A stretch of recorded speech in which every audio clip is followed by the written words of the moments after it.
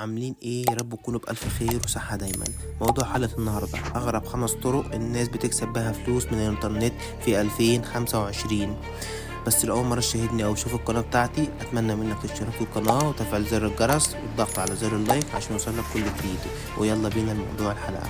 عارف إن في ناس دلوقتي بتكسب فلوس من حاجات عمرك ما تتخيلها؟ تعال أقولك على أغرب 5 طرق بتكسب بيهم فلوس من النت في 2025. رقم 1: بيع الصور العشوائية. ناس بتصور حاجات بسيطة زي كوباية الشاي أو الكيبورد ويبيعوا الصور دي على مواقع زي الشوتر ستوك.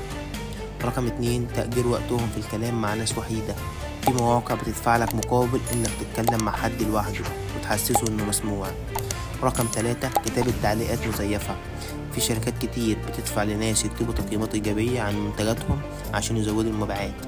رقم 4: بيع حسابات الألعاب. ناس بتلعب ألعاب أونلاين بتبيع الحسابات دي بأسعار خرافية جدا. رقم 5 والأخيرة: الظهور في فيديوهات الذكاء الاصطناعي. شركات كتير برضو بتدفع فلوس عشان ياخدوا صورتك ويستخدموها في فيديوهات بتتعمل بالذكاء الاصطناعي زي اللي على كيت كات بالظبط. الخلاصة: لو عايزني أقول لك طرق تانية أغرب، سيب لي كومنت واعمل لايك وفولو في قناة سوبر فاهم. هتلاقي نفسك فاهم. وأشوفكم في فيديو جديد. سلام.